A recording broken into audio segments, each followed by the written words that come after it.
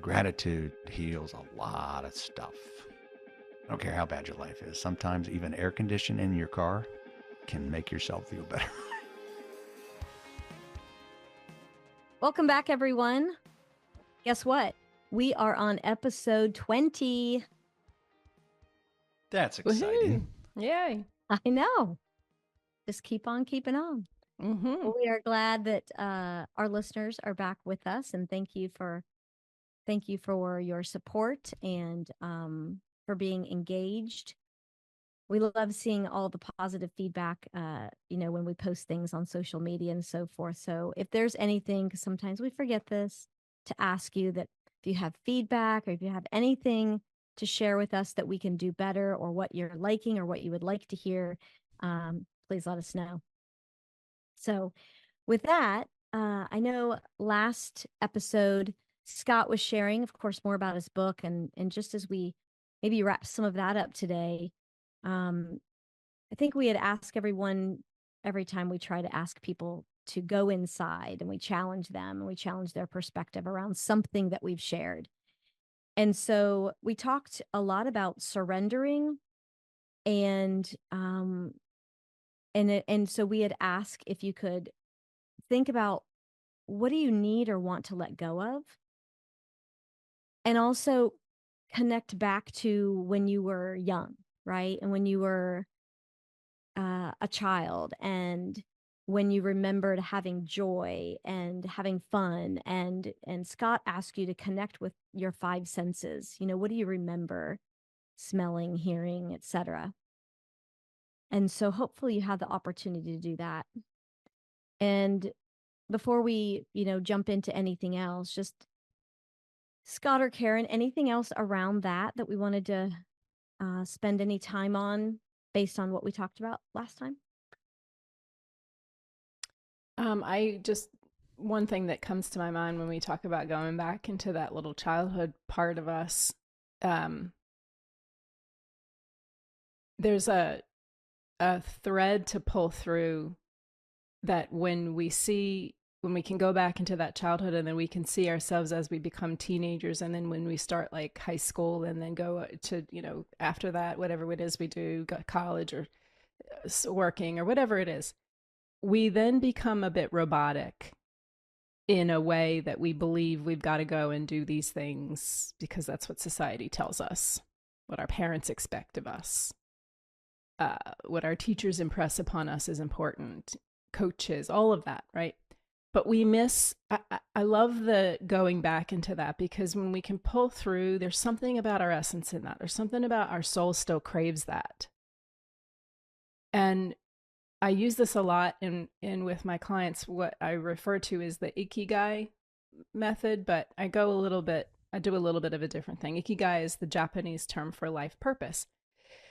And not that I want to get derailing here and do this, but just there's something really notable about what we're talking about, in that surrender and becoming authentic, and then going back into those moments when we were little and we were like, what was it that you loved to do that you couldn't wait to do again? Like, there's something really important about that, and we lose it somewhere along the way as we become adults. And if we can get that back, that's the piece of that is a puzzle piece that is so important for us to solution somehow, so that we can feel that level of authenticity and reach our full potential. So that was something I just want to share. And I love that you bring that up, Karen, because I feel like we get to be adults, and then we're like, what should I do? Or what do I have to do? And so when we can step back and do that, and know that exactly what you described is what we're called to do. Mm-hmm.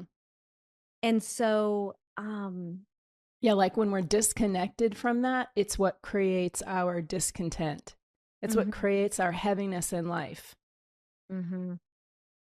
Right. And it goes back to what, Scott's whole book is about too. When we can each show up in that most authentic way, in the way that we were called to and meant to, like, of course we're going to help create a great culture within, but then a great culture, with others, no matter where that is, whether it's with our family or our organization and so forth. And I've been able to say in the latter part of my career, that especially when I really started diving into people development and coaching, was I feel like,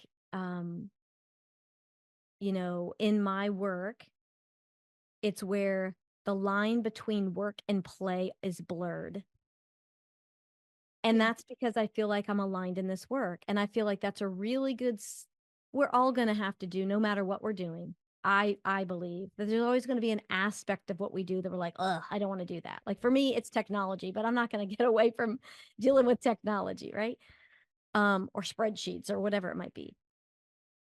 But when we can find that spot that the line between work and play is blurred, I mean, isn't that like such a joy that we get to bring to the world? And of course, that's going to make a big difference in It how we're repletes our showing up. energy, right? It repletes our Right. energy. We're living more of a purposeful place in the presence. Mm-hmm. And that repletes our energy. When we're focused on deadlines and outcomes and goals and KPIs and OKRs, that depletes our energy. Mm-hmm. I'm not going to ask you how old you are because I'm smarter than that. But I do believe this younger generation, at least my opinion is this, but that's what they desire. Mm-hmm. Yes. They are truth seekers. Yeah. Yes.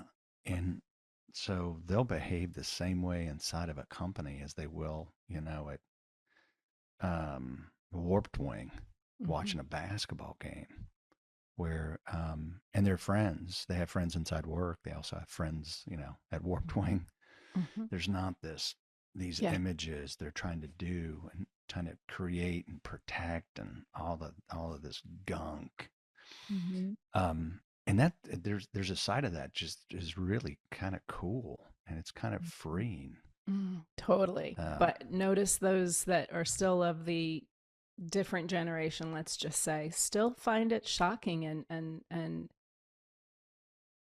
struggle sometimes to accept that is a way. It may not be the better way, but it is a way because there's still a tremendous amount of judgment in the way that generation was taught, right? And the way that they believe the importance of this and that and these and those and we have to do it like this way, right? So big disconnect.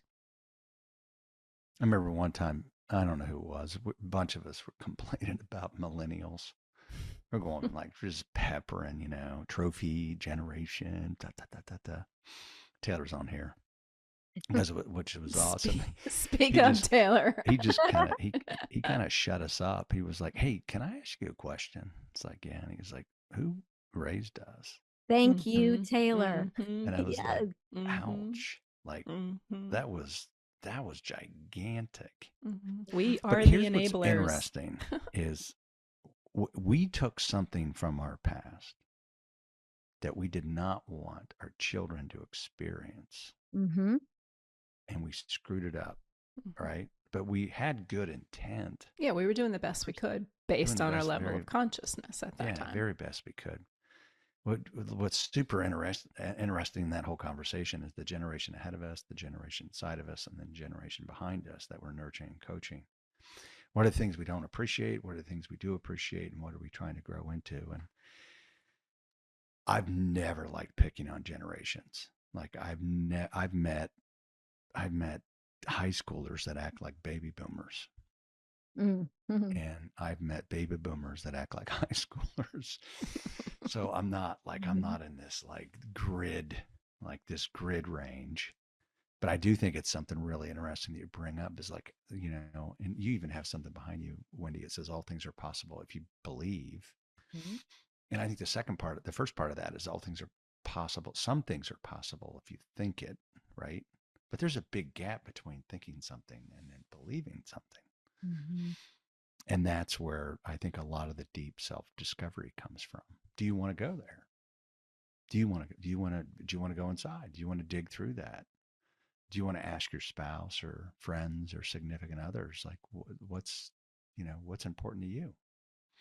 Yeah, because hearing about it and doing something about it are two different things. Oh yeah. doing something differently or being something differently versus just hearing it and being like, yeah, that. Yeah. Well, that's the It's so fear. easy to get super defensive too. Oh Mhm. my gosh. Mhm. Yeah. You know, I think I love that. And again, we could have multiple podcast episodes on generations too. But what I love about that is the reminder that we get the opportunity to learn from each other. Doesn't matter what our generation is. So how can we learn from each other? Because we, in the age gap that we are in, right, that we can definitely learn something from the younger generation and vice versa. And so, Scott, another one of you talked about the triangle shape in the last episode when we were together and talking about what that meant. Um, and I think this is a good opportunity to talk about the learning circle, because no matter who we are, we can lean into that. So can you share, because you have that in your book too, right? Do you have that in your book? Yep. I think the learning circle, so there was like 3 different shapes, actually 4. So there's the square, and then we talked about the triangle last episode, and then there's a semicircle. But I think if we go through the triangle and we do it with some discipline and intent, um, and we even talked about the backpacks. So the learning circle, in my opinion, helps people not have to put those boulders back in their backpack. And so if you think about the right side of the learning circle, there's 3 words: observe, reflect, and discuss. And that's on the right side of the circle. And normally what happens is maybe we're offended in one way. Normally what happens is in the moment or at home, we'll observe what happened. And by the way, we do this all upstairs in this crazy noggin. Then we reflect on what happened. How did it affect me internally? How did it affect my ego? How do, like all of that stuff. And then we have these discussions with ourselves. What could have been done differently? How am I going to tear this person down? We do all of this on the right side. This is where the rocks keep going in. And I think on one of the episodes, this is when you're having a conversation with somebody and they're not there, but you're winning, right? You are winning.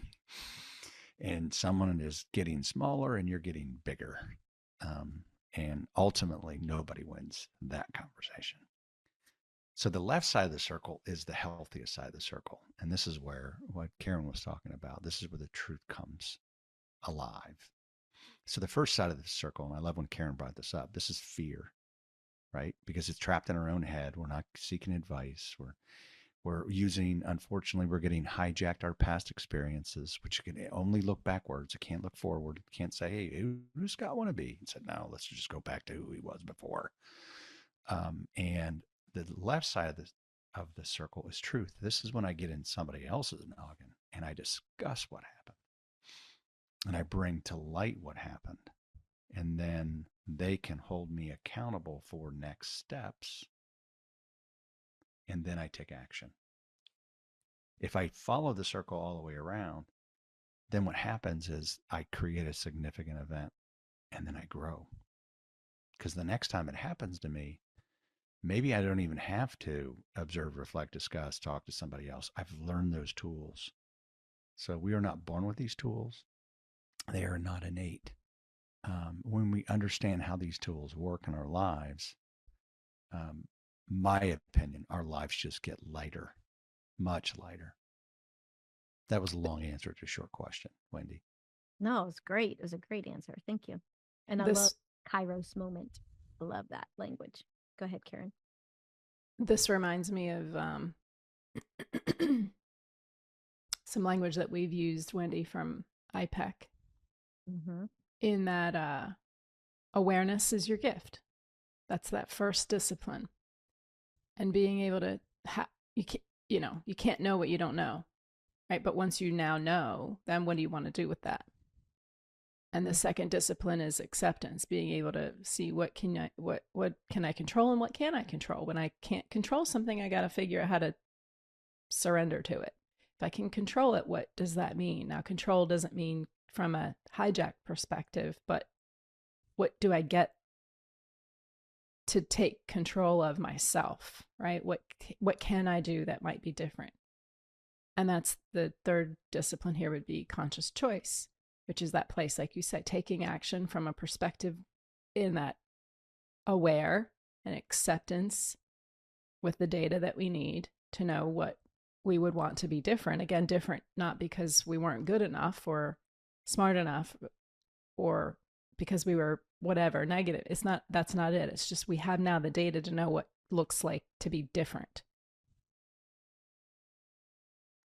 Yeah, and we get to do that, like even in recovery, it's the healing comes through making amends and not under the intent of somebody will forgive you.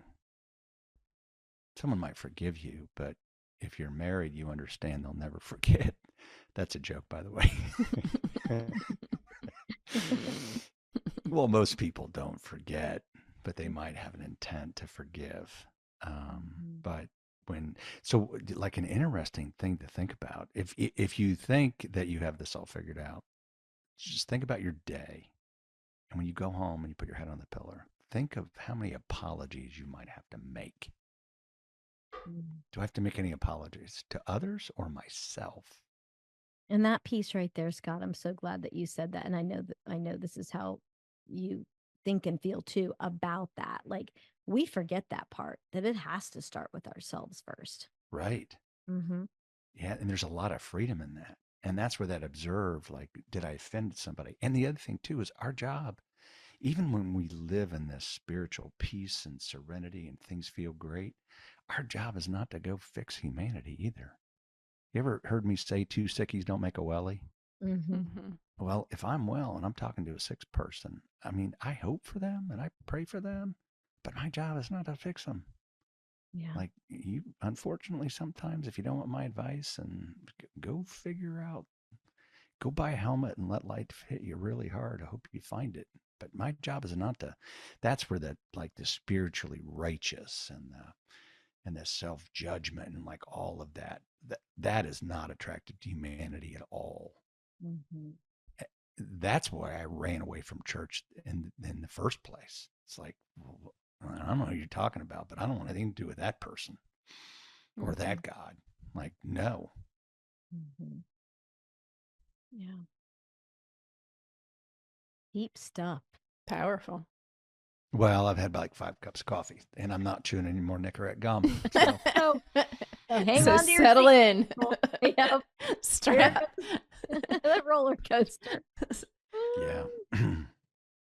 Good thing we only have about 10 more minutes, huh? Yeah. Yeah. I have chewed it for 25 years. That's wow. interesting. Mm-hmm. Yeah. So I'm going to save myself it's about what you 50 weren't bucks doing for 25 years.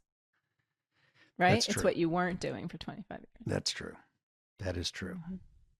But you know, it's obviously nicotine is a big habit, physically, but also emotionally, gum, oral, like fidgety. The fixations. Mm-hmm. Yeah. So like I'm sitting here and I've got these like Dayton Development Coalition coins in my hand. I've got to, like something's got to happen. We need to get him a fidget spinner. Yes. That would be that. Yeah, that would be good. That would be really good. And I'm trying to be really quiet too, because if I mess with these things, then it's gonna get really noisy. And you're gonna drop them. Ding. And Taylor's gonna get upset. Yep, all of those things. Because he won't be able to get that out of the podcast episode. So I'm trying to figure all that out. Yeah, but it's working. But I'll tell you a secret. I was upstairs getting ready, and I had this pair of shorts, and I grabbed them, and a piece of Nicorette gum fell out of the pocket. I was like, "Oh my gosh!" You're like, "There it is." Yeah. So I know, like in the next 2 weeks, like I'll be in my golf bag. I'm like, stumble upon. I'll be in a briefcase or I'll be in a coat or a jacket, and I'll just be like, Did you guys ever smoke cigarettes? Yes. Okay. No.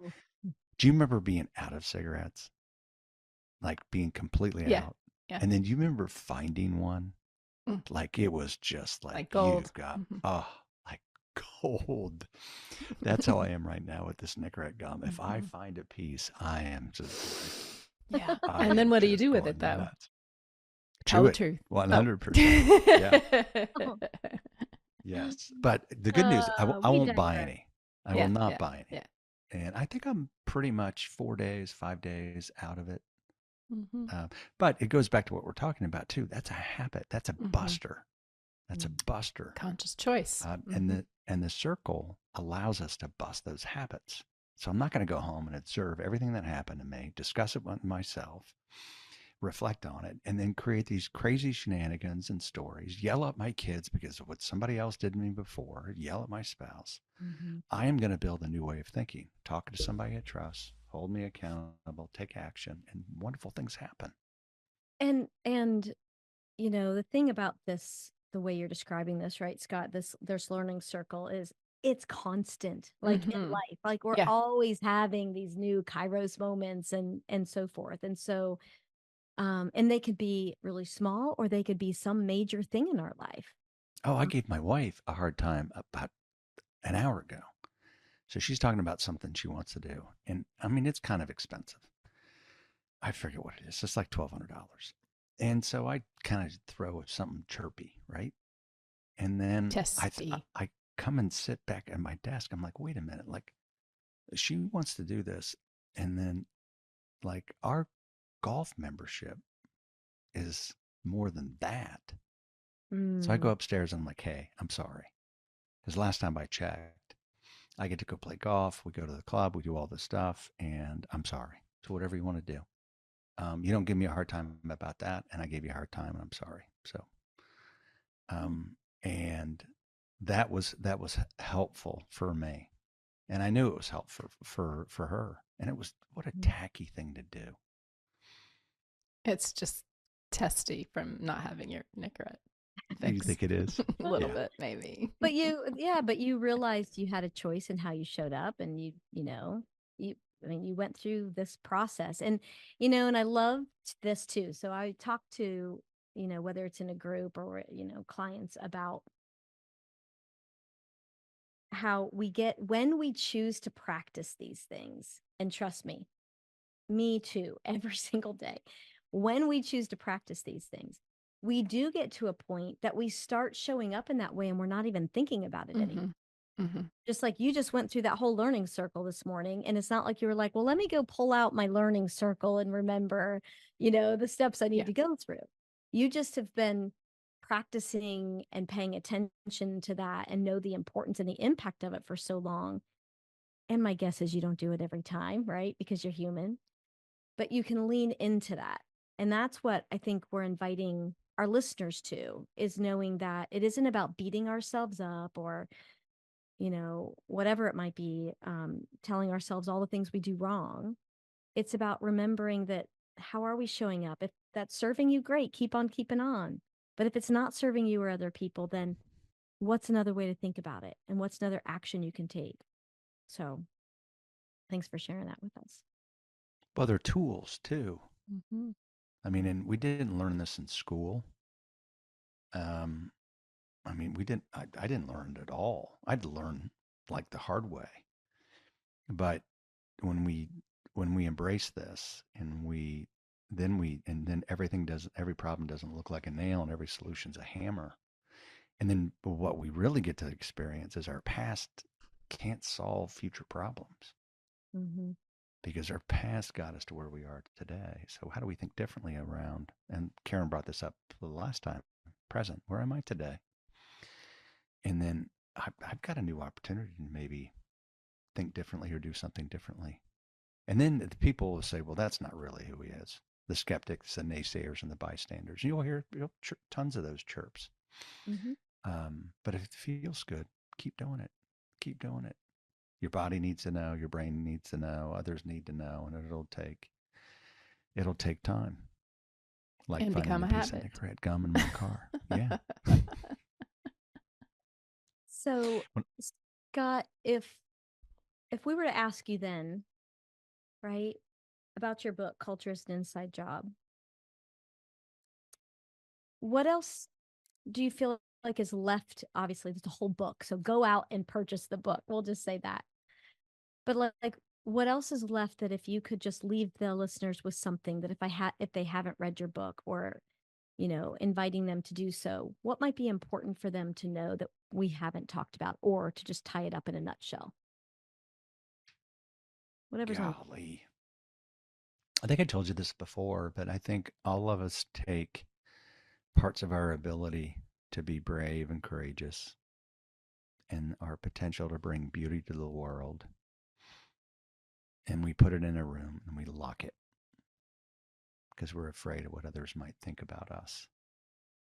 And then the beauty is the fact that all of that stuff, it's locked and the door's locked from the inside, and we have the key. So if we do the deep, hard, compelling work, we can unlock that room and we can open that door, and we have a new way of thinking.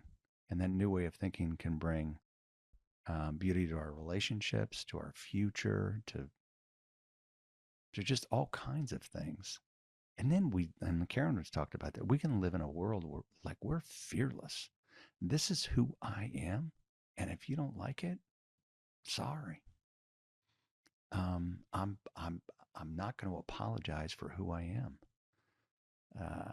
And then the great thing is too, is like, this is my best today. And if I have the mindset to be unbelievably curious, like I can bring my best self tomorrow. But I also know that my best can make some really bad mistakes, right? And it's all, oh, there's a dog going behind That's Karen. Lola. Is that Lola? That's Lola. But I think at the end of the day is we are called to be attractive to humanity, not in a vain way, but to other people.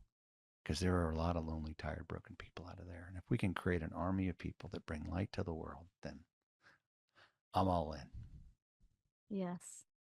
Karen, any thoughts about that or last minute thoughts? Just there's something effortless about that, right?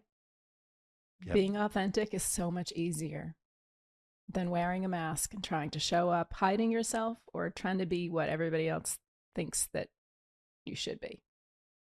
Yep. Unapologetic. Yeah. And so if we were And to you guys have all of the great tools. Well, Like, you guys are together, experts all in of this us. field. Well, that's Yeah, okay. you guys are like, we all have some tools, but well, yeah, and yeah, the only reason we have tools is because there other people were willing to share their tools with us, right? So That's it's like right. a collection of tools over time, and that's what we get to Yeah. do. But if we were to ask our listeners to go inside, Scott, what do you think would be the best challenge, maybe around the learning circle? I think what would be healthy would be if you just, I'll give you an example. We were talking to that guy at the hospital, and he was talking about how he went home and how he wants to do is just relax, and how his family's like, Dad, you're always tired. And one of the things I asked him to consider would be, and I did this with my own family, is what is that saying to your family when you come home and you gave everything to work, you've got nothing left for them? Because, well, that's not what I meant. I'm like, I know that's not what you meant, but that's what you gave them. And I did the same. And I bring this to light because I did the same thing. Is really like consider that whole observe, reflect, discuss. I'm a big fan of journaling.